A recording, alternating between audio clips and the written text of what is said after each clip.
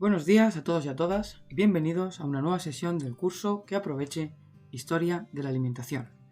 En la semana de hoy vamos a hablar sobre algo que nos encanta a la mayoría de nosotros y que constantemente nos recordamos o nos recuerdan que no debería gustarnos tanto, o por lo menos no deberíamos comer tanto. Efectivamente estoy hablando del dulce. Y digo que nos gusta a la mayoría de nosotros porque hay muchas razones biológicas para ello y también culturales. Incluso a día de hoy, en algunos círculos, en algunas conversaciones, puede sorprender aquel que afirma que realmente él no es mucho de dulces. Pues bien, veremos que la historia sí que lo ha sido. Otra cosa es cómo ha surgido el concepto actual que tenemos de lo que es un postre, de cuándo y cómo debe comerse. Veremos a lo largo de esta clase que las costumbres han variado mucho, que no siempre ha estado claro que los alimentos salados y los dulces debieran servirse de un modo diferenciado, ni mucho menos que tuviese que existir un orden determinado en las comidas. Gran parte de la clase girará también en torno al gran gigante de gigantes en el mundo del dulce, que es el azúcar. Observaremos cómo era la historia del dulce en el Mediterráneo y en Europa antes de la generalización de este producto maravilloso, diamante preciado, que hizo o dictó en muchas ocasiones las políticas de expansión colonial de los imperios europeos. Dedicaremos un tiempo a reflexionar sobre sus orígenes, que son orígenes orientales, y la importancia que esa cultura, la cultura oriental, desde la India al mundo árabe, ha tenido en nuestra concepción actual del dulce. Observaremos también cómo ha evolucionado el gusto por lo empalagoso y las limitaciones o restricciones que se han ido generalizando en el paso de la cocina italiana a la cocina francesa. Veremos las grandes arquitecturas de azúcar y cómo revolucionaron a su vez el consumo de las nuevas bebidas mayoritarias del siglo XIX como el té y el café. Hablaremos sobre la democratización del azúcar, que se ha convertido, bien lo sabéis, a día de hoy en un alimento fundamental que consumimos en muchos casos sin tener en cuenta la bomba calórica que supone un producto que posiblemente no estábamos destinados en un sentido evolutivo a consumir, a tener al alcance de nuestra mano en las condiciones de gran accesibilidad y económica y material que disfrutamos a día de hoy. Y por último, cómo no, tendremos también que rendirle pleitesía al nuevo rey de reyes, al chocolate. Todo esto y mucho más en los siguientes minutos. ¿Es un dulce o es un postre? Esta es la primera pregunta que podemos hacernos en una clase como esta.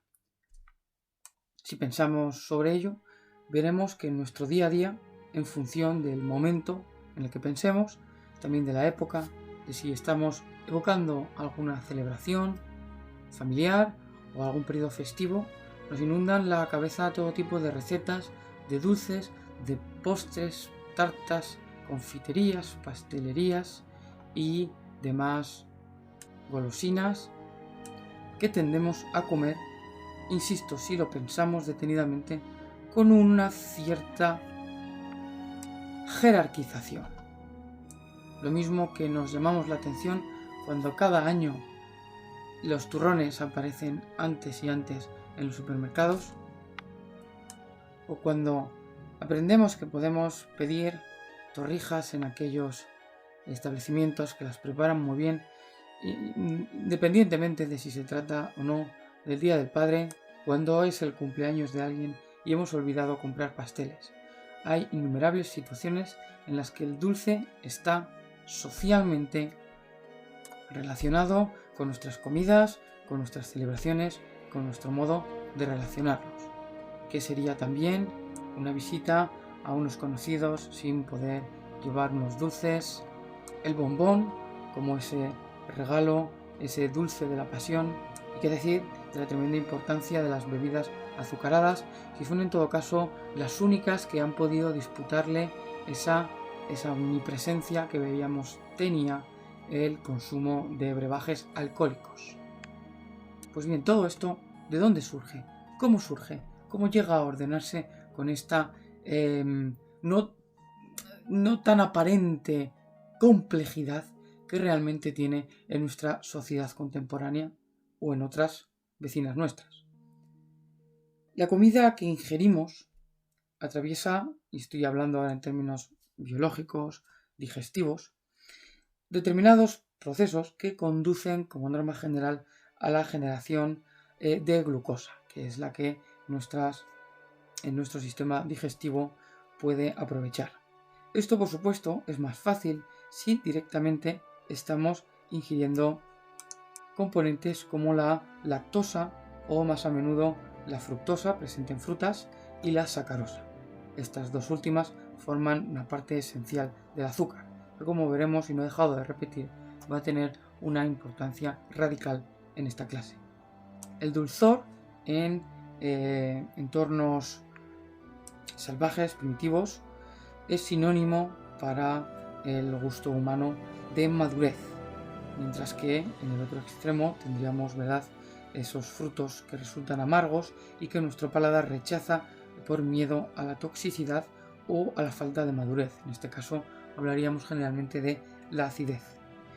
Se ha dicho también que ningún dulce amarga, y esto responde también a la realidad de que por lo general en la infancia el dulzor se tolera con un gran margen hasta el punto de no llegarnos a empalagar, y con el hecho de que generalmente con la edad volvemos a recuperar ese gusto infantil por lo dulce.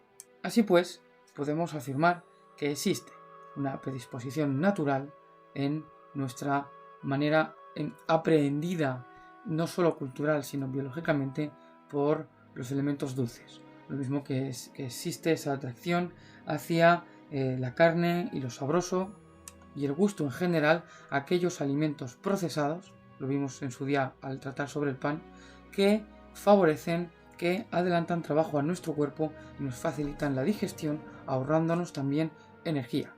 Y sin embargo, todo esto parece muy lejano con respecto a la idea del postre. El postre parece algo más evolucionado, algo más complicado e incluso me atrevería a decir que rebuscado, porque en cierta manera se trata o se ha convertido en un fenómeno cultural. Como dice Michael Cron, una discusión sobre postres tiene más que ver con un diálogo sobre pintura o escultura que con un debate en torno a la alimentación o la dieta. Incluso a día de hoy, cuando hablamos sobre qué comemos y cómo lo cocinamos, la gente suele dividirse entre aquellos que se dedican a la cocina general y aquellos, generalmente minoritarios, que realizan postres. Tendemos incluso a hacer, en tono de broma, aunque no solo, diferenciaciones en torno a lo que consideramos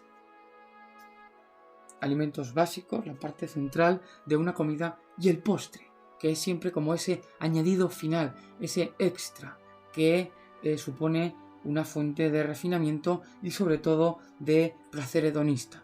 Comemos el postre porque nos lo podemos permitir. A lo largo de la historia esto ha sido cierto desde un punto de vista económico, porque el postre es un lujo, pero es un lujo a menudo accesible. Uno podría entrar en un concesionario de alto standing y sería totalmente incapaz de poder comprarse un coche de primera línea. Pero uno podría entrar en la pastelería más cara del planeta y posiblemente tendría suficiente dinero para poderse comprar, aunque solo fuese un sencillo macaron. Así pues, como digo, es ese lujo al alcance de la mano, que sigue siendo un lujo, pero que puede integrarse en nuestra realidad. Y a día de hoy, gracias a a pesar de los procesos de industrialización y de producción masiva de todo tipo de chucherías y dulces, basta ver el espacio que ocupan en las secciones, en las estanterías de los supermercados, los centros comerciales.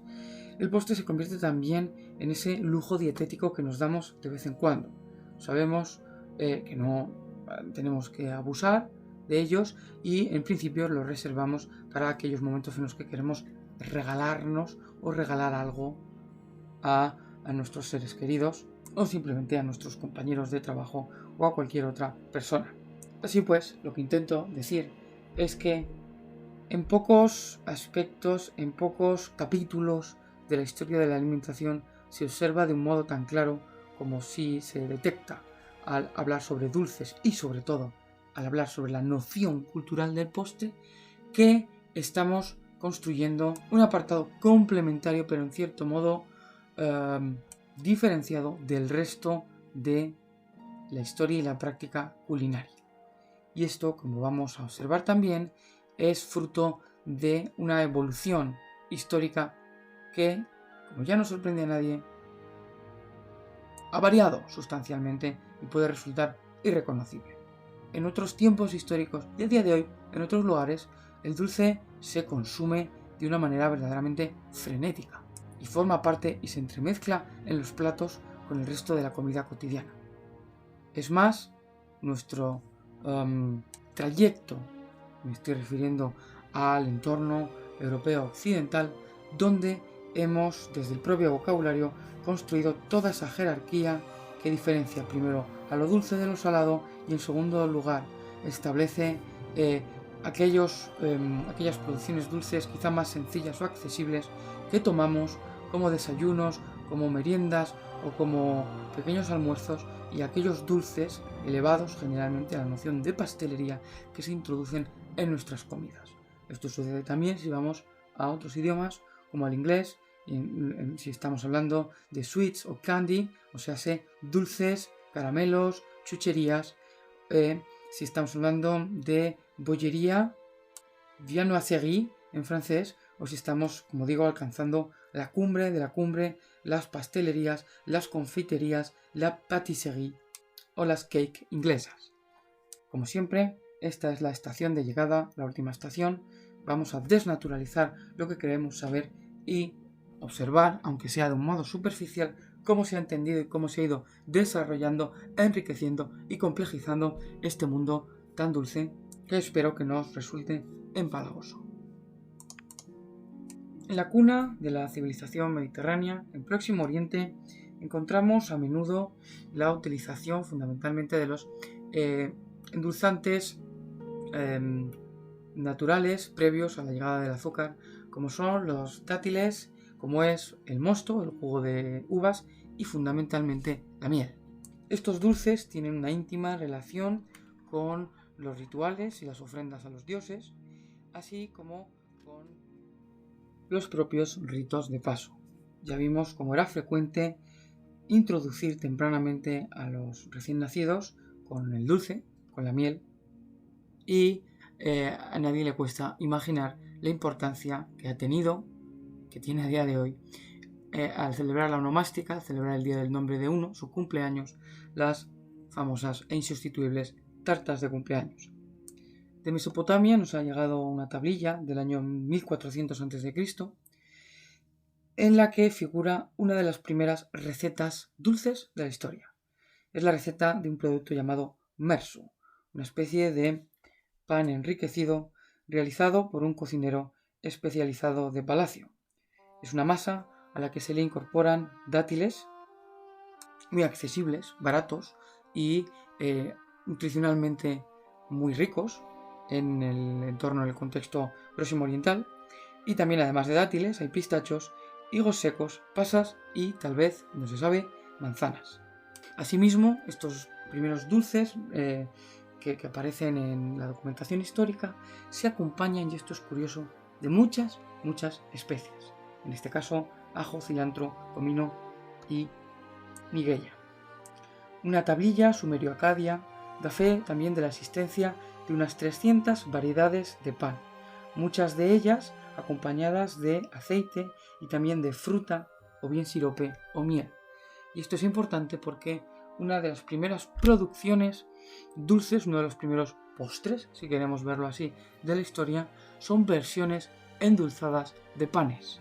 Lo mismo que se ha endulzado la bebida, como hemos visto, se endulzan estos panes y, como veremos unas cuantas diapositivas después, de aquí nacerá con el tiempo el insustituible también bizcocho.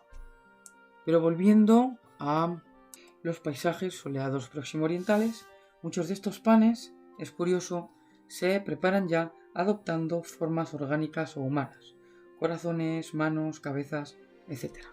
Y algunos de ellos se dedican a los dioses, como un tal girim-lam, que nos ha llegado en una nueva receta, que parece ser llevaba dátiles e higos junto con miel y un poco de harina. Los templos, como hemos visto, no solo los palacios, tenían pasteleros asociados y sus producciones se consumían o se ofrecían en rituales religiosos. Así, por ejemplo, los pasteles de la diosa Ishtar se trituraban y se entregaban a unas palomas sagradas. Quienes sabían también mucho sobre dulces eran y siguen siendo los indios, puesto que han sido uno de los mayores productores y consumidores de azúcar hasta la actualidad. La India solo se encuentra en términos de producción neta mundial por detrás de Brasil. Y esto es así porque muy tempranamente en la historia de la India llegan y conocen el azúcar desde Nueva Guinea, donde se cultivaba ya por su jugo. En el siglo IV a.C. se documenta el cultivo de azúcar en la India, junto con la utilización y búsqueda de miel y la preparación de numerosos postres lácteos. El consumo en la India de azúcar está íntimamente ligado también con los rituales y con la religiosidad. Con los ritos de paso se entiende también que lo primero que debe comer un recién nacido es algo dulce, y también una característica definitoria de la cultura india con respecto al dulce es que, así como en el mundo occidental hemos acabado desarrollando esta idea de que los dulces son sobre todo algo propio de una mentalidad y de un gusto infantil, que es algo que, por ejemplo, a día de hoy todavía los estadounidenses se rebelan ante ello, porque siguen entendiendo el dulce como algo que se apetecible en todos los momentos de la vida, fundamentalmente para los adultos. Pues bien, a lo largo de la historia occidental hemos generado, ya veremos cómo, esa idea de que el dulce era algo que primeramente no era propio de un gusto de un paladar masculino. Cuando alguien se hacía un hombre, debía ya comportarse con cierta moderación ante los dulces, algo que se repetirá también desde el punto de vista de la mujer. Se ha entendido que la mujer era más proclive al consumo de ese dulce, relacionado también con los antojos del embarazo, y en última instancia lo que quiero decir es que el producto dulce a día de hoy nos puede dar más igual, pero hasta hace poco respondía a patrones de inmadurez. Era el producto desde una visión masculina y patriarcal. El dulce era aquel alimento que resulta apetecible cuanto más se encuentra uno alejado de esa madurez intelectual que se le presupone al hombre adulto, frente a la mujer o frente a los niños. Pues bien, nada de esto existe ni ha existido en la India, donde son fundamentalmente los hombres, la masculinidad, la que queda asociada al consumo de dulces. Y así es una costumbre entre las familias indias el que las hermanas regalen a sus hermanos dulces, y no al contrario. De hecho, incluso los ingleses en su dominio colonial de la India parece ser que pagaban a sus tropas nativas con azúcar en vez de asignarles la ración acostumbrada de ron o de alcohol que se daba a los soldados de origen británico. Pues bien, el azúcar tardará en llegar al Mediterráneo. No se establecerá su producción hasta después de la caída de Roma y la llegada de los árabes, que será quienes lo extiendan con mayor velocidad. Llegará a convertirse en el endulzante preferido cuando se ofrezca en términos de accesibilidad económica. Se abandonará definitivamente la miel y en general las cocinas mejor surtidas lo utilizarán para todos los platos. Se convertirá en una especie de condimento universal. Permite además corregir la acidez y la amargura y contribuirá a la vulgarización de las bebidas, en principio amargas y por lo tanto un poco gustosas desde el punto de vista de su primer consumo. El azúcar facilitará la difusión del café, del té, del chocolate y de cualquier tipo de bebida caliente o refrescante. Mejora la fruta amarga, mejora los vinos flojos, permite la preparación de licores. Sus propiedades antisépticas son ideales, ¿verdad?, para conservar y para producir y generar mermeladas, y es que la conservación y la preparación de fruta confitada ha sido un producto típicamente relacionado con esas despensas bien surtidas de las familias pudientes y de las pastelerías más elevadas, porque si bien puede ser relativamente fácil tener acceso a la fruta en la historia, no es igual de fácil tener ese acceso al azúcar. Así pues, este es el endulzante rey que ofrece más opciones que otras alternativas porque además no introduce nuevos sabores. Potencia, endulza, pero no disfraza, no desvía el sabor. Y además está íntimamente relacionado con lo que hablábamos al tratar esa idea dietética medieval de lo que resulta gustoso, de lo que resulta placentero, es bueno para la salud.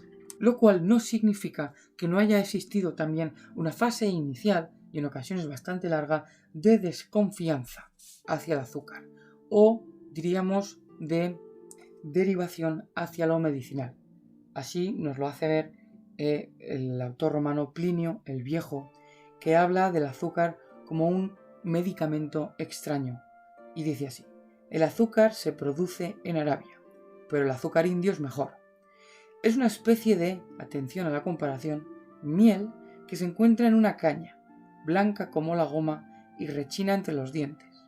Aparece en grumos del tamaño de una avellana. En cuanto a su uso, se limita a lo medicinal.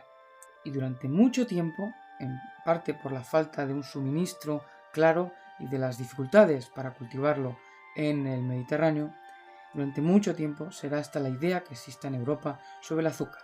Se trata de una sustancia exótica, increíblemente cara y de uso meramente medicinal. No así en ese mundo árabe que desarrollará hasta unas profundidades verdaderamente insondables el gusto por lo dulce y preparará verdaderas maravillas con él, como mezquitas de verdadero caramelo de miel, con minaretes de caramelo, almendras coloreadas y unas lluvias de gota de agua coloreadas también con azafrán. Es un producto, incluso en el mundo árabe, costoso. En la época del famoso viajero árabe Ibn Battuta, o sea, en el siglo XIV, nos cuenta que cuesta 12 veces más que el arroz. En esa época, en los mercados que visita Ibn Battuta, porque en ese momento en Inglaterra es como 40 veces más caro que el trigo. Y se ofrece, nos dice Battuta, como parte del salario de los empleados del sultán. Varios siglos después, seguiría costando el triple y el azúcar moreno prácticamente lo mismo que el arroz. ¿Y por qué? Porque su obtención es muy laboriosa, muy complicada. Hay que moler la caña de azúcar, su contenido granuloso, como nos decía Plinio, y desmenuzarlo hasta obtener una pulpa marrón que luego cristaliza. Los árabes solían guardarlo en unos conos invertidos y lo dejaban secarse. Si ese proceso se repetía, si se disolvían los cristales hirviéndolos de nuevo, se obtenía un azúcar más y más pálido y puro. Con clara de huevo se eliminaban además las impurezas. Este azúcar refinado es el azúcar blanco con el que tan familiarizados estamos a día de hoy. El mejor azúcar, el azúcar más refinado, no solía entrar en los circuitos comerciales y se reservaba en Egipto fundamentalmente para su consumo, mientras que otros azúcares más morenos sí que se vendían a mercaderes venecianos y genoveses. Así pues, vemos también cómo las prácticas, las preferencias culturales tienen mucho que ver con las condiciones de cultivo y de acceso de estas sustancias. Lo mismo que pasaba en su día con las especias, pasará con el azúcar, que se considera una especie más. Y esta predilección oriental por el dulce nos la refleja muy bien un funcionario colonial inglés que viajó a Turquía a comienzos del siglo XX y que nos refería a la siguiente historia. Un embajador acudió a la cena de un gran visir turco en Constantinopla y para cuando llegó al postre, en esa comida que le sirvieron, estaba totalmente lleno, no podía comer más. Anunció que hasta ahí había llegado. El visir le pidió permiso para hacerle una pregunta. Supongamos, le dijo al embajador, que usted se encuentre en una estancia muy concurrida y su rey le pidiera permiso para entrar. ¿Qué haría usted? ¿Yo?, contestó el embajador. Pues haría sitio como fuera, presionando contra los demás. A lo que el visir contestó: eso es lo mismo que debes hacer ahora, pues el baklava es el rey de los dulces. a este funcionario inglés le habían servido toda una mesa de baklavas de diferente tipo cuando la comida estaba bastante avanzada y él no podía comer más, a lo que el visir le explicó algo con lo que todavía bromeamos a día de hoy, que existe, ¿verdad?, un segundo estómago para comer el postre, que nunca se está suficientemente lleno de una comida central, de una comida fundamentalmente salada, para dejar algo de espacio para el elemento dulce. Pero no creamos que en el mundo oriental se ha entendido ya que el dulce en cuanto a postre es o representa la misma etapa en el menú que le designamos a día de hoy. En el mundo oriental se sigue teniendo una gran preferencia que, insisto, la heredará la Europa occidental por los dulces aromatizados fuertes. Así, por ejemplo, un dietario árabe firmado por Al-Barrak nos da instrucciones para elaborar una galleta llamada kushkananaj, que está hecha de almendras molidas perfumadas con alcanfor y almizcle. Tiempo después veremos a los venecianos preparando unas galletas que han llegado hasta la actualidad, como son las pevarini, almendras con pasas, azúcar y una cantidad generosa de pimienta. Un postre, un dulce que se servía en tabernas porque estimulaba la sed y así animaba a los viandantes a consumir bebidas. Un uso que se le da todavía a día de hoy al postre en el mundo de la hostelería, animar a los consumidores a que pidan más y más postres. Pues bien, este gusto por condimentar fuertemente los postres es también una diferencia y una propuesta, como digo, que de origen oriental.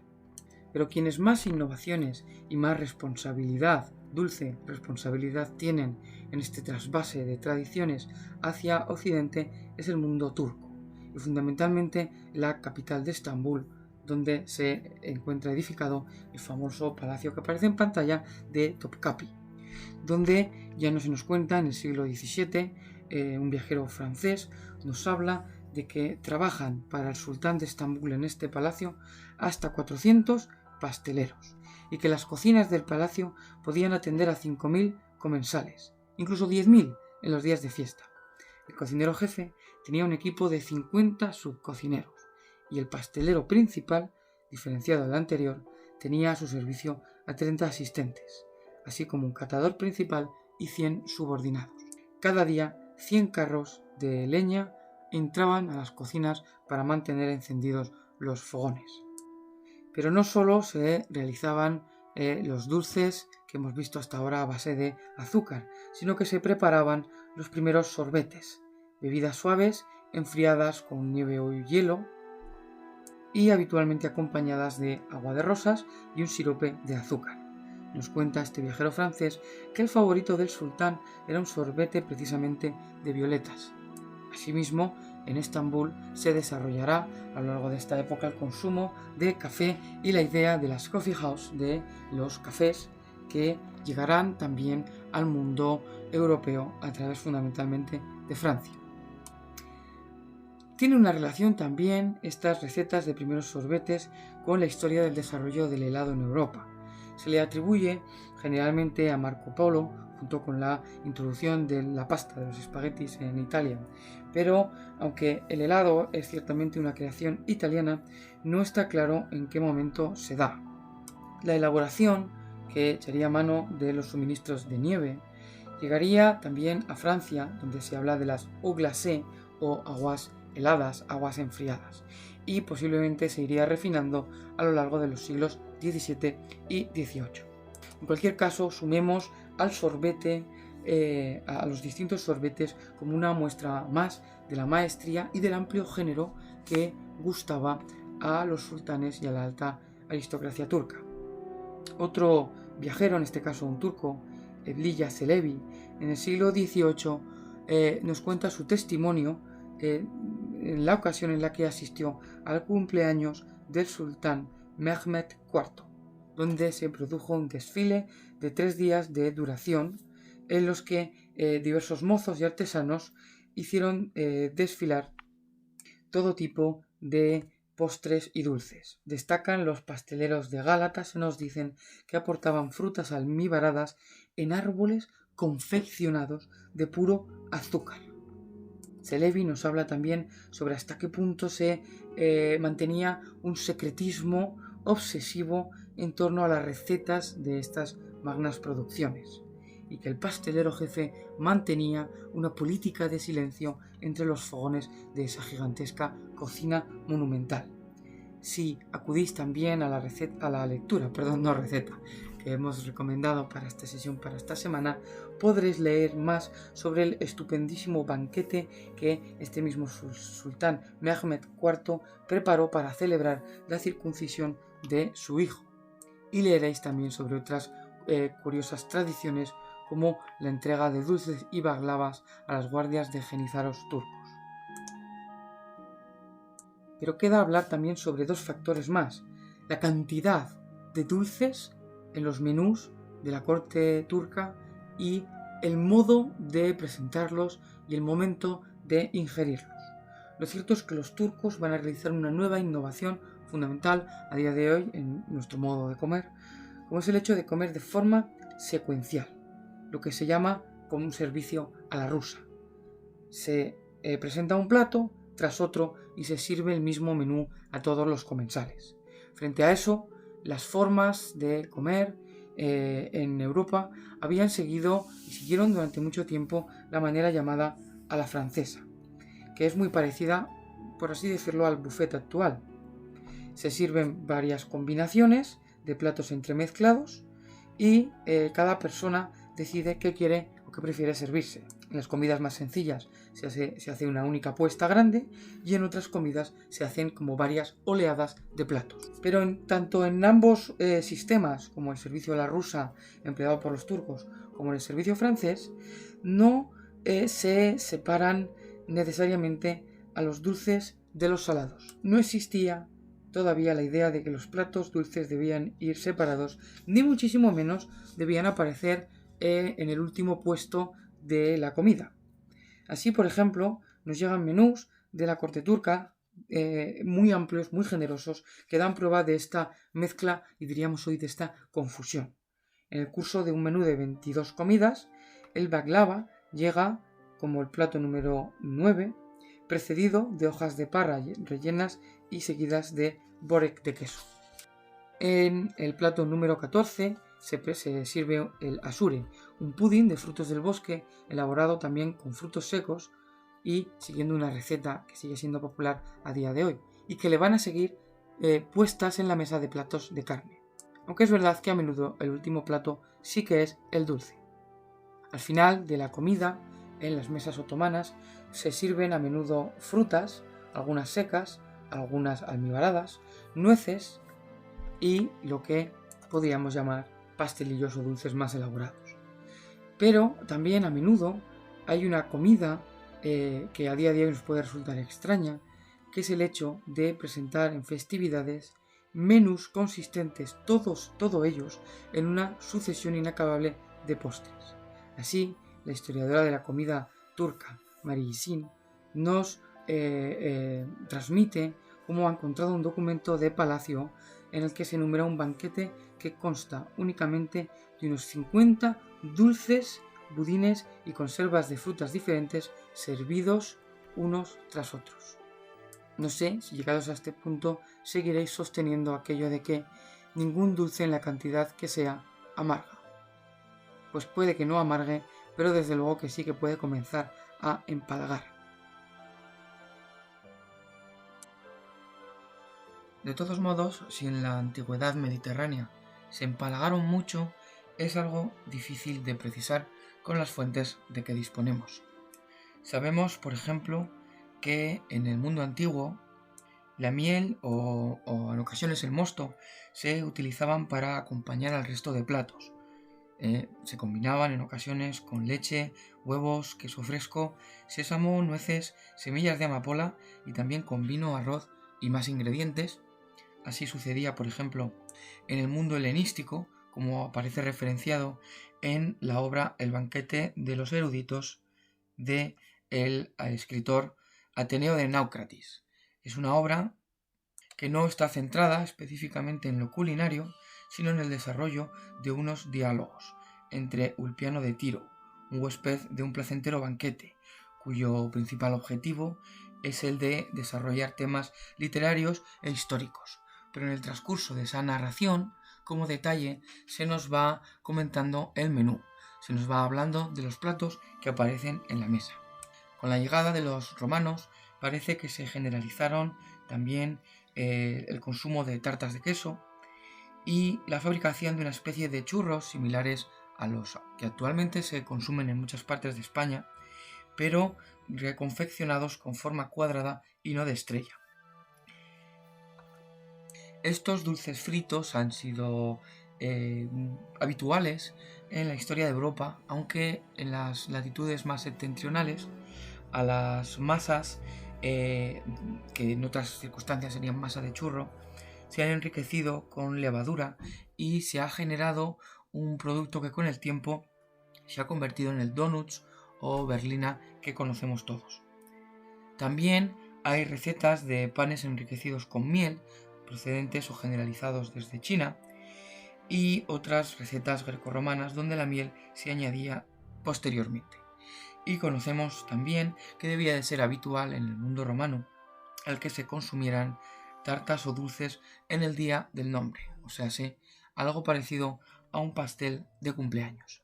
Con la llegada del cristianismo y su ascensión como religión oficial, de nuevo nos encontraríamos con aquella situación que ya planteamos al hablar del ayuno y de la búsqueda de alternativas al consumo cárnico.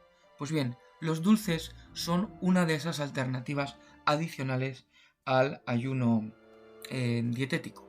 Además, parece que cuando las sociedades humanas realizan privaciones conscientes, como las de Cuaresma, pero también estoy pensando en el Ramadán musulmán, a estas privaciones les siguen grandes estallidos de descontrol y de ingesta de calorías. Y en esa ingesta de calorías, los dulces, de nuevo, tienen un papel fundamental. Incluso este papel se acrecienta en los países musulmanes. ¿Por qué? Porque ellos ya se están privando, ya conocen una prohibición, en la mayoría de los casos total, con respecto al consumo de alcohol.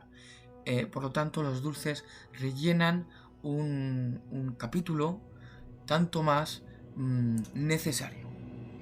Así, si el pan es el cuerpo de Cristo, no es de extrañar que se hayan consumido otras muchas partes de santos y santas. Por ejemplo, los suspiros de Santa Catalina, o el curioso caso de Portugal, donde las chicas regalan a los chicos el día de Santa Lucía, el 13 de diciembre, los llamados pitos de Santa Lucía, y ellos devuelven a las chicas el 3 de febrero las ganchas de Saubras. Las primeras, las ganchas tienen forma de vulva y los pitos de Santa Lucía formas fálicas. No hace falta tener mucha imaginación para entender qué se está insinuando en este intercambio. En Portugal se van a consumir también, por ejemplo, orejas de abad, papos de ángel, crema de serafín. En Francia, pedos de monjas, que también se llamaron en su momento pedos de España o de prostitutas.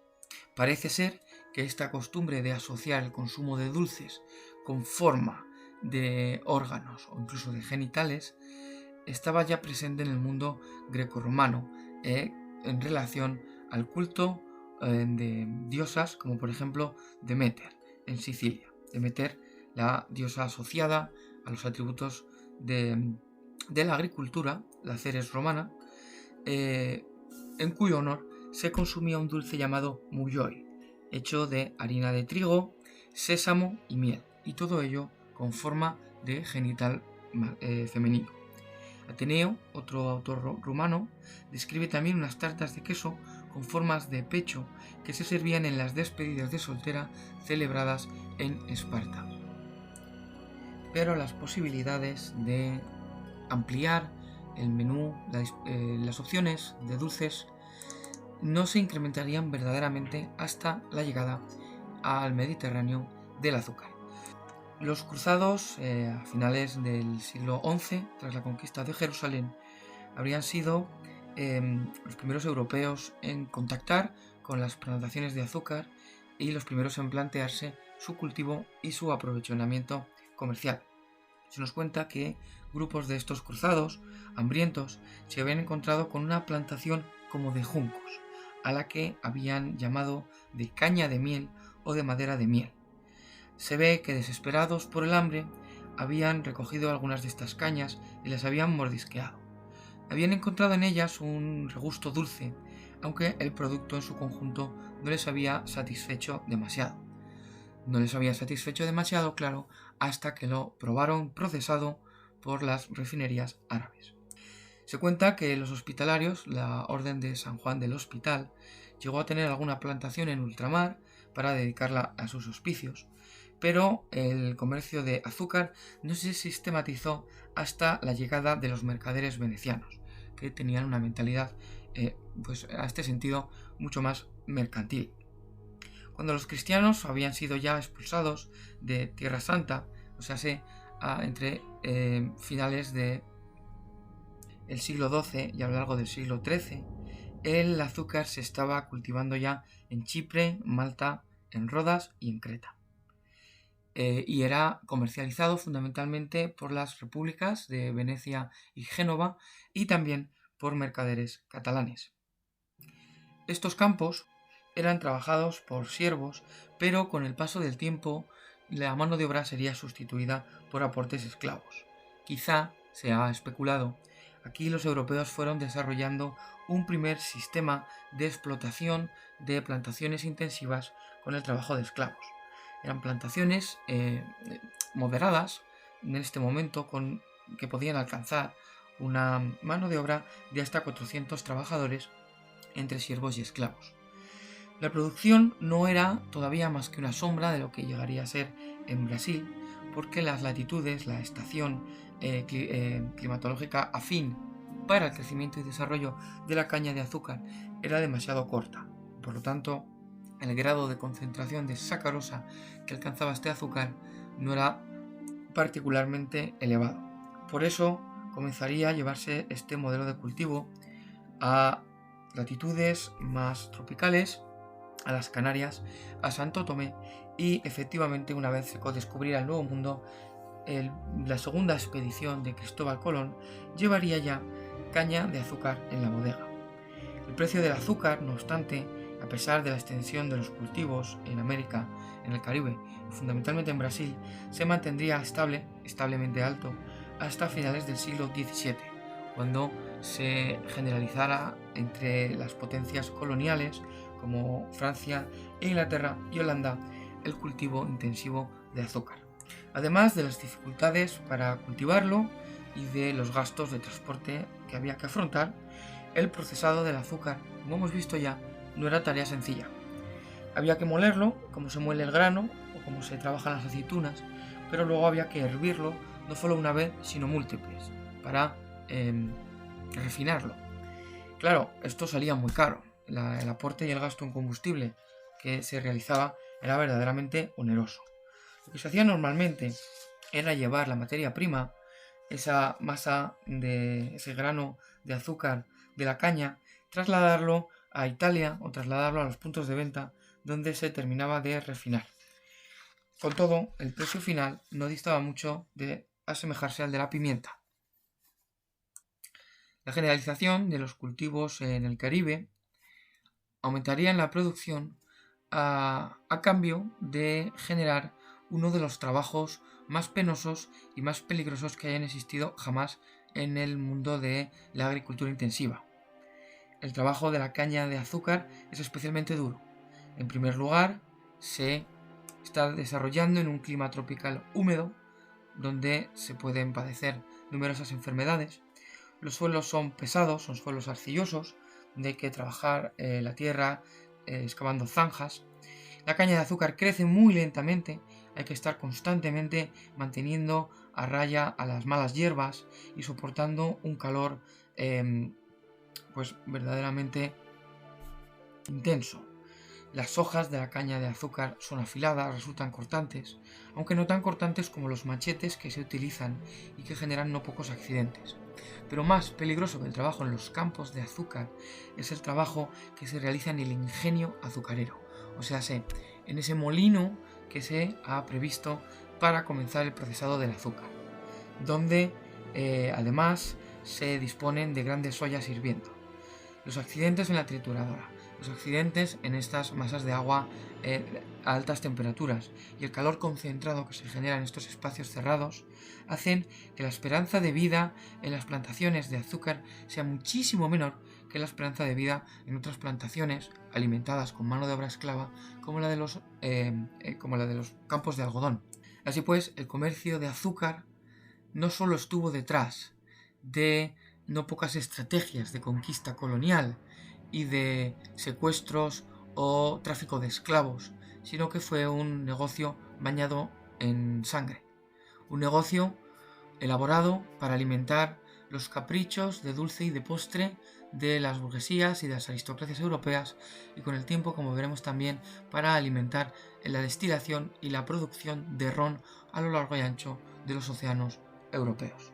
Así pues, en 1569 había, por ejemplo, más de 122 mercaderes de especias en Venecia que se especializaban también en la venta de azúcar. Los menús que nos han llegado de esta época son verdaderamente delirantes. Se están utilizando los aportes de azúcar para acompañar a cualquier tipo de preparación, incluso mezclas dulces y saladas como las de mazapán con anguila. Se les estaba echando azúcar, pero también canela a todo, en las cantidades que pudiera permitirse el bolsillo de cada uno. Además de tomarlo por su virtud saborizante, es, como sucedía con las especias, una muestra más de poderío. Se cree además que médicamente es una sustancia apta y positiva para cualquier edad, sexo y condición, puesto que es un alimento caliente y húmedo, especialmente proclive para la recuperación de enfermos y para calentar y atemperar pescados. Con el tiempo, el tipo de virguerías que se llegan a hacer con el azúcar de cara a la preparación de los grandes banquetes es verdaderamente sorprendente. En la pantalla he puesto algunas imágenes actuales de esculturas y de arquitecturas que se confeccionan con azúcar. Pero esta costumbre que hemos visto ya, que procedía de los banquetes turcos, se va a extender fundamentalmente en Venecia, donde, por ejemplo, en una recepción celebrada en honor del monarca Enrique IV en el siglo XVI, toda la vajilla, hasta las servilletas de la colazione o de la merienda, comida con la que se agasajó a este ilustre invitado, pues digo, toda la vajilla era de azúcar, y nos cuenta que se hizo polvo tan pronto como lo tocó. ¿Cómo se fabricaban estas vajillas? Se utilizaba una pasta con el azúcar con la que se esculpía todo tipo de frutas y animalillos.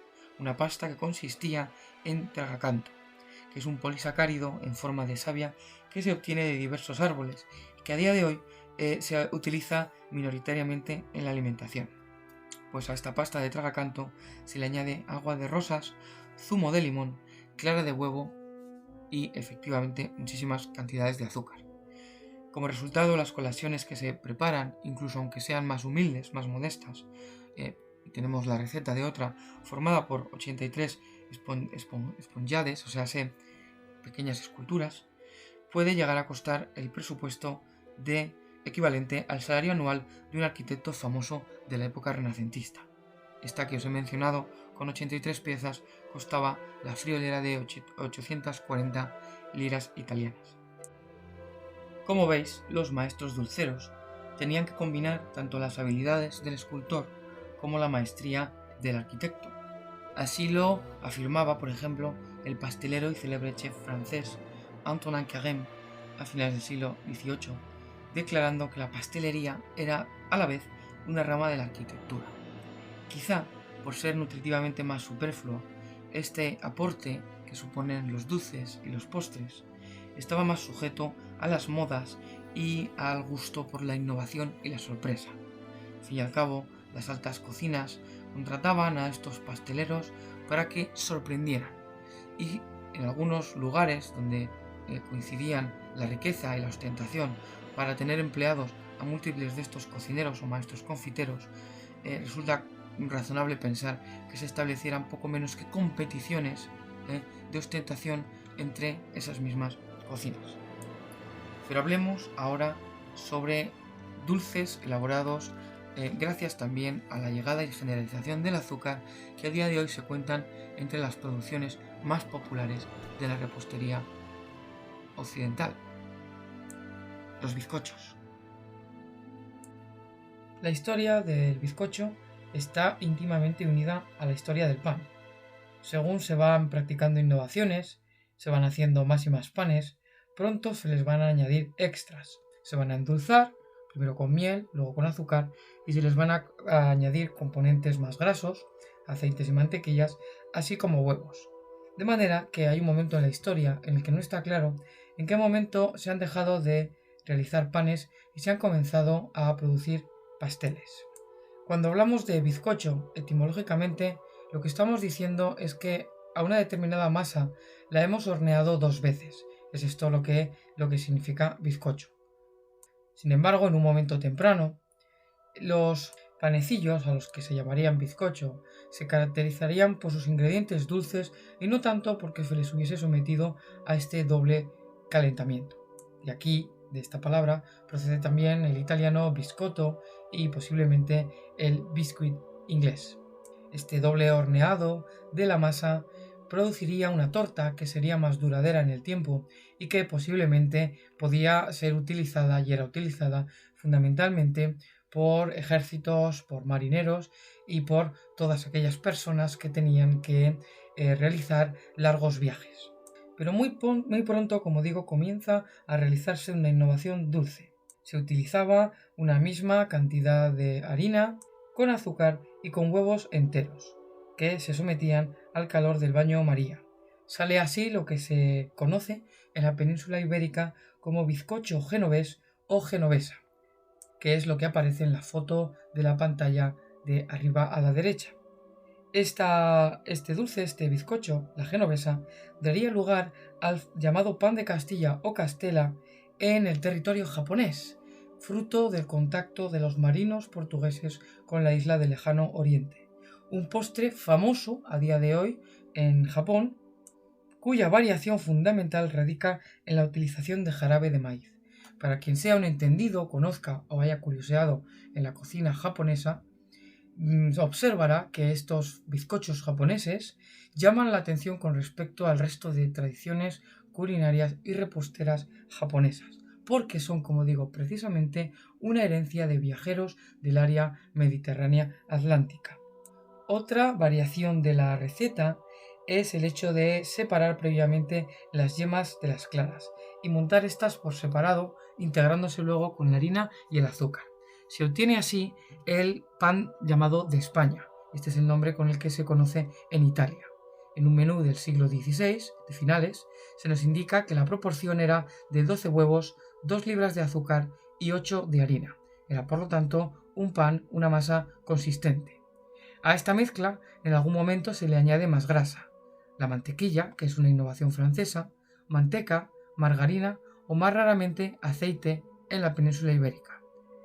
Así, si volvemos a la imagen, vemos arriba a la izquierda el clásico bizcocho español, abajo a la izquierda el castela o bizcocho japonés y a la derecha el nombre que recibe esta mezcla en Inglaterra, la llamada como pound cake, que es una mezcla más o menos equivalente entre la harina, el azúcar, los huevos y en este caso la mantequilla. Una de las recetas más básicas desde finales de la Baja Edad Media hasta nuestros días. Es el dulce barato, es el dulce rápido, es el dulce que llamamos 3-2-1, que realizamos con una simple medida de yogur y que representa posiblemente una de las fórmulas más económicas y rápidas de poner un pan dulce esponjoso sobre la mesa. Y ahora que hablamos de recetas generalizadas y en cierto modo internacionales en el contexto europeo, quiero presentaros una que pues a día de hoy, hasta donde yo sé, hemos perdido en la mayor parte de nuestras recetas cotidianas. el conocido como blancmange, o sea, una receta principalmente destinada para vigorizar a los enfermos, que se ha conservado en distintos recetarios, como por ejemplo uno que se titula el Tractatus de comienzos del siglo XIV. Es una receta muy extendida por toda Europa, aunque con abundantes variaciones, y todas ellas tienen en común este nombre, que es un nombre cantarín. Se le conoce como blancmange en francés, en inglés es white eating y en italiano es bianco mangiare, y para que lo entendamos en castellano se le conoce como manjar blanco.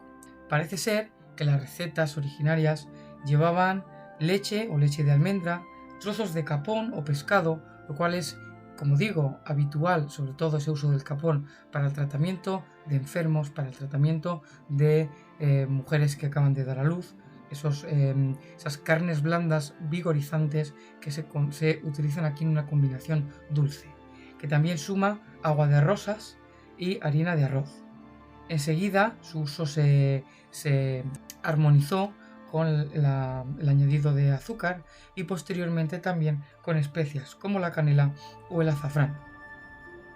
Comenzó siendo ese plato tan apetecible para enfermos, pero acabó siendo un imprescindible en los banquetes de la alta sociedad.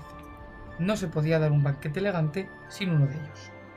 Por lo demás, la cocina repostera va a conocer una serie de novedades a lo largo de la Edad Moderna.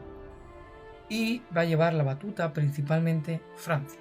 Va a ser la heredera de la tradición culinaria italiana, tanto para salados como para dulces.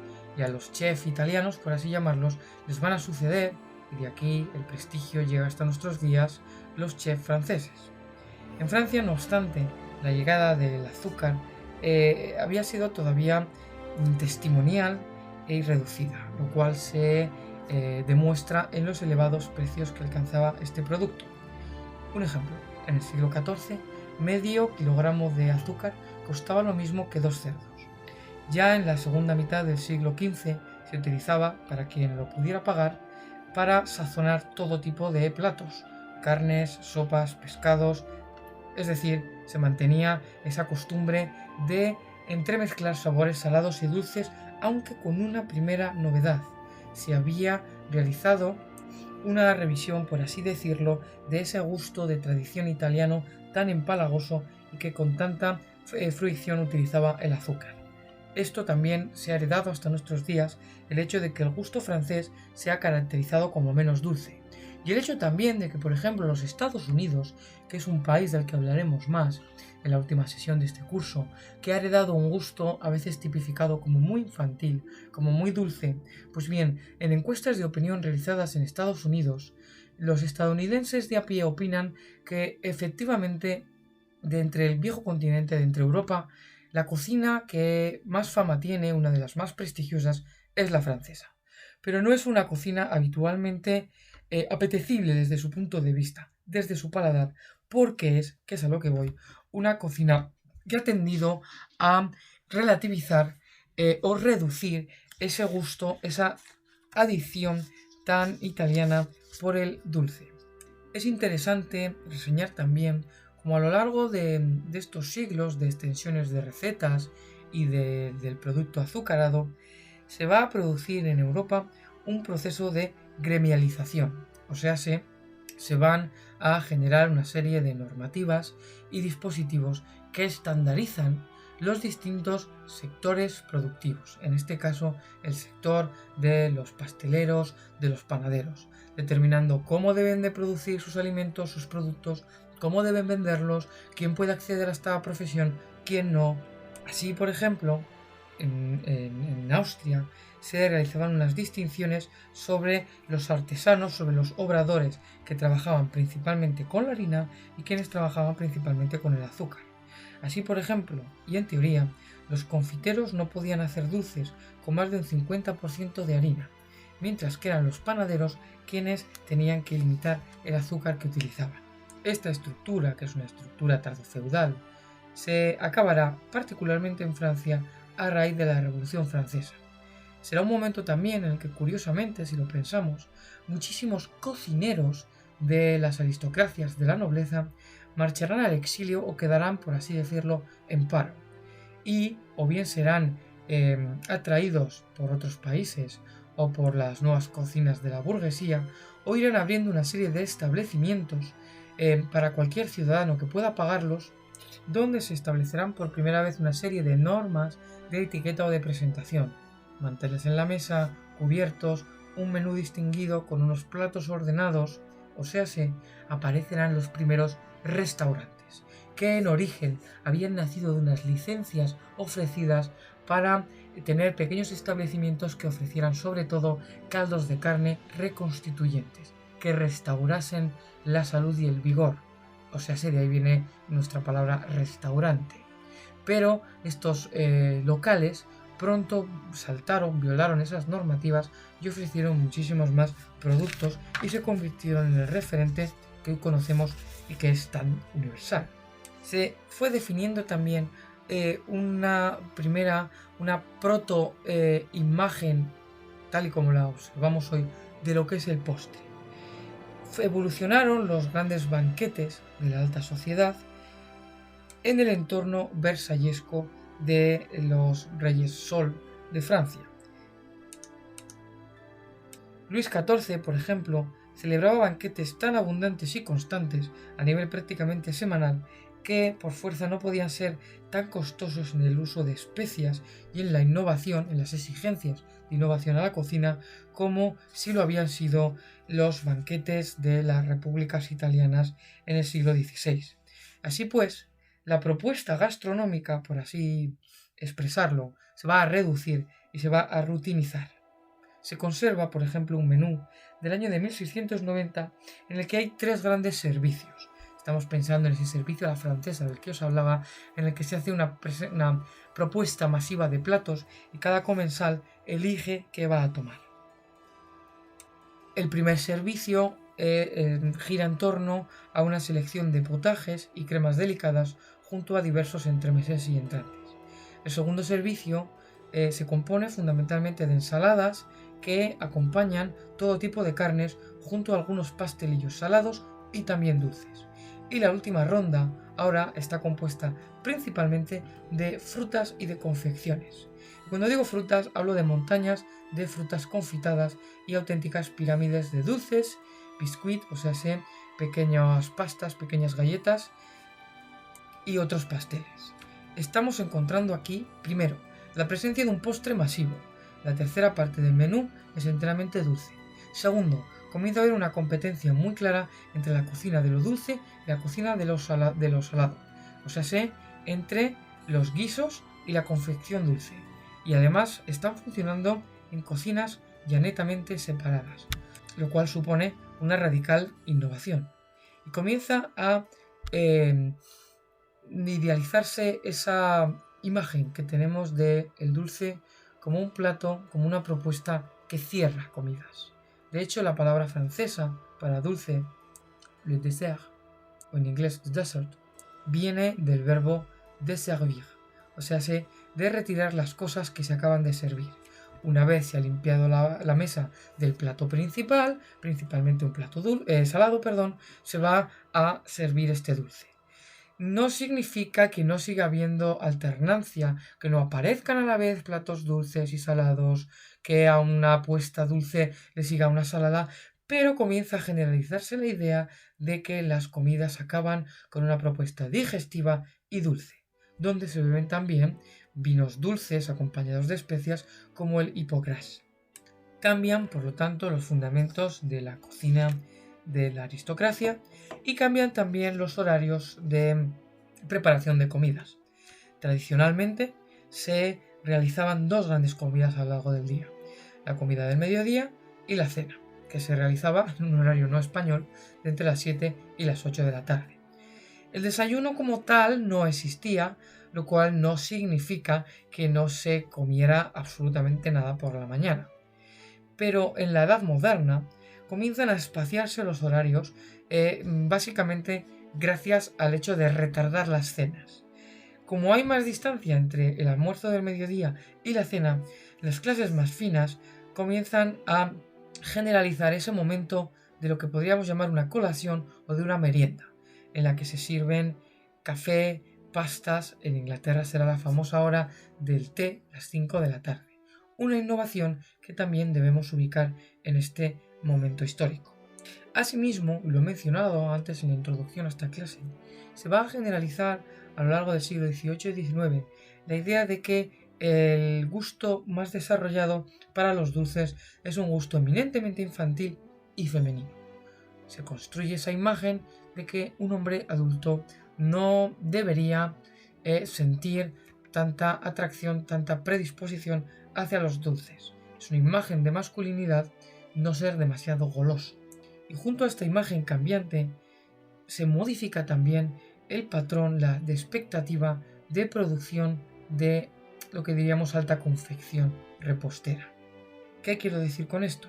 Se está caminando hacia una concepción más individualizadora del postre, de las tartas y de los pasteles.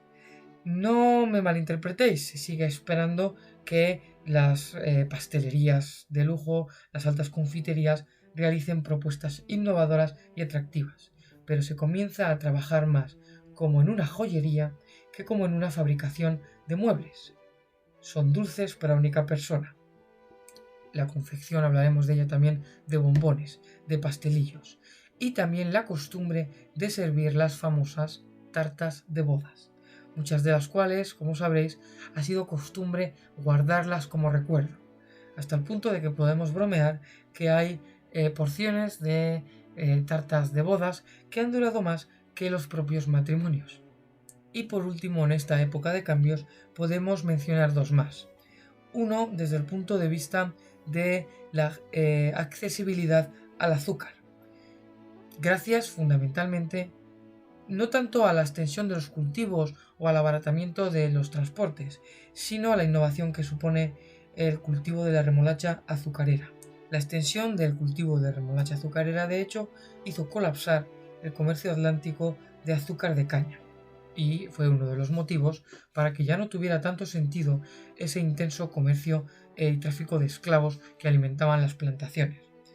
Ya desde el año 1600 había escritos de agrónomos y entendidos que hablaban de un sirope que se podía obtener de la remolacha, pero no fue hasta el año de 1747 cuando un químico berlinés logra cristalizar un producto semejante a la caña de azúcar obteniéndolo de la remolacha. Los franceses, de hecho, potenciaron mucho estas investigaciones precisamente en los años de las guerras napoleónicas para lograr una alternativa al azúcar de caña que no les llegaba debido al bloqueo continental que realizaba la Armada inglesa. Y junto a la llegada de la remolacha azucarera, la industrialización del dulce trajo también una cierta idea de estandarización, lo que hizo más fácil difundir y seguir recetas. En su día hacía falta mucha experiencia para trabajar con unos ingredientes constantes, y esto tiene que ver también con esa organización gremial del mundo de la pastelería. Por ejemplo, si vamos a utilizar azúcar, cada confitería, cada obrador procesaba el azúcar hasta el grado deseado, ya que contaba muchísimo la pericia y la experiencia.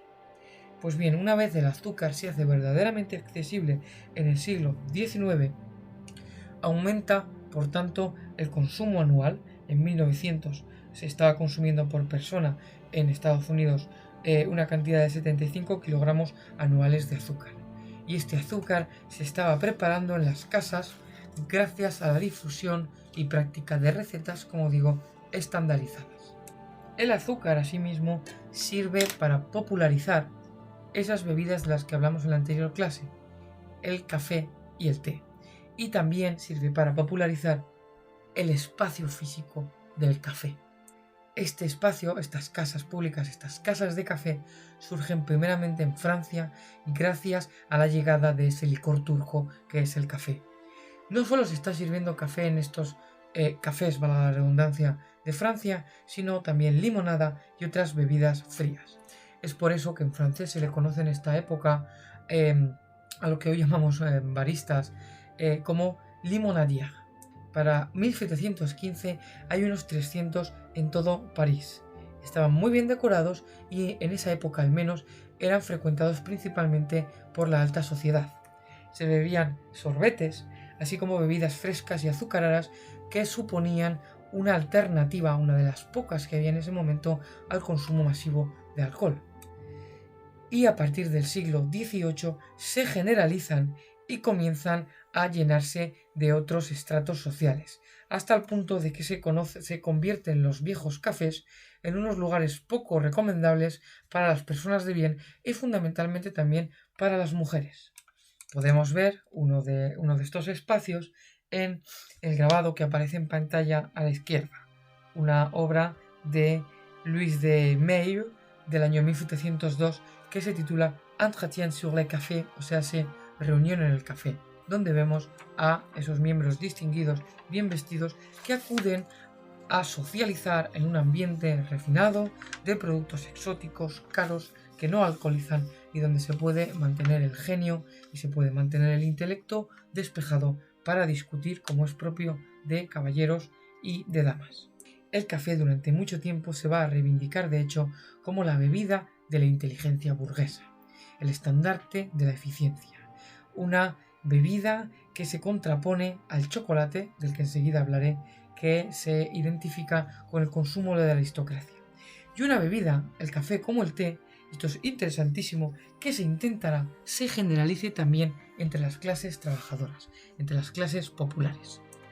Esto es así porque, como vimos hace 2 clases, el alcohol era ese alimento cotidiano que nutría, animaba e hidrataba a los trabajadores fundamentalmente, pero causaba los estragos y era mal visto por la alta sociedad fundamentalmente en los nuevos entornos fabriles del mundo de la industrialización. Así pues, se realizaron campañas para convencer a esos trabajadores, a esas masas obreras, de que abandonaran el consumo de pintas y alcoholes fuertes por el café y el té. Culturalmente esto fue exigente porque los trabajadores eran reacios a consumir té y café, pero también había unas implicaciones calóricas. Las bebidas alcohólicas, como hemos visto, eran muy nutritivas, y el café y el té no lo eran. Por lo tanto, se logró dar el salto cultural y se logró también potenciar calóricamente a los tés y a los cafés gracias al añadido de generosísimas cantidades de azúcar. Así, para el año de 1801, una persona promedio en Inglaterra estaba consumiendo al año 1,1 kilogramos de té y casi 8 kilogramos de azúcar. Asimismo, otra fuente para reemplazar las calorías perdidas por la cerveza fue el pan con mermelada. Y aquí nace este desayuno también tan característico. El café o el té, según el lugar continental y la práctica cultural, y ese pan con mermelada que llega en el momento oportuno, el momento en el que el pan se ha abaratado sensiblemente y la disponibilidad de azúcar permite elaborar de forma industrial mermelada, que es otra forma de preservar la fruta. Así son los años en los que se generaliza y populariza la mermelada elaborada particularmente en Inglaterra con naranja llegada del Levante español. Y por último nos queda hablar del nuevo rey del dulce, por supuesto, del chocolate, este producto de origen mesoamericano que los pueblos precolombinos consumían de un modo muy distinto al que hoy conocemos y está prácticamente universalizado. El grano de cacao se machacaba hasta obtener una pulpa líquida con una cuchara a la que se le añadían ingredientes salados y fundamentalmente, lo habréis oído, picantes. En Europa el chocolate llega discreta y tardíamente. Hay también desconfianza hacia él y no tiene un gusto particularmente característico o atractivo. Es una comida, es un aporte que en todo caso vamos a encontrar en los ambientes cortesanos, peninsulares y entre entornos sobre todo femeninos. Va a dar su primer paso adelante gracias a la polémica de los ayunos en los monasterios, donde comienzan a mostrar un gran interés por este grano dulce, junto con la vainilla y el azúcar, que vendrían, por supuesto, a salvar y a popularizar un nuevo producto que a priori, como el café y el té, resultaba extraño para los paladares europeos. En cuanto a esa polémica sobre el ayuno a la que me he referido, hay una disertación publicada en el año 1760, firmada por el cardenal Brancaccio, en la que, de acuerdo con la autoridad que extrae de Santo Tomás, argumenta que, puesto que un alimento sólido puede romper el ayuno, es negativo consumirlo en los días de guardar, el chocolate, si lo entendemos como un líquido, puede tomarse durante la cuaresma y los días de ayuno, siempre y cuando, claro está, no se prepare con huevo ni con leche. Por eso, quizá alguna vez habéis tenido la oportunidad de visitar un museo del chocolate ubicado en un monasterio, porque durante mucho tiempo van a ser los monasterios los principales cultivadores y productores de este jugo de cacao enriquecido con azúcar. Y va a ser el siglo XIX el momento en el que el chocolate dé un paso más allá y abandone ese estado líquido. Se va a comenzar a preparar y a comercializar una pasta de chocolate que además puede ser utilizada por las amas del hogar de la Europa y los Estados Unidos industriales.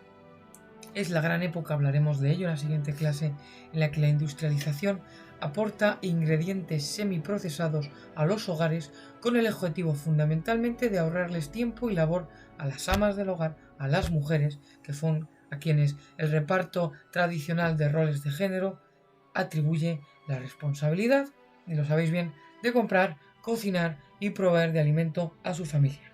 Es el siglo de las cookies, pastelillos pequeños que van a conducir a nuestra galleta actual. Es el siglo de las cupcake o de las famosas muffin, que son unos pequeños bizcochos, magdalenas, ¿verdad?, elaborados con la medida de la taza.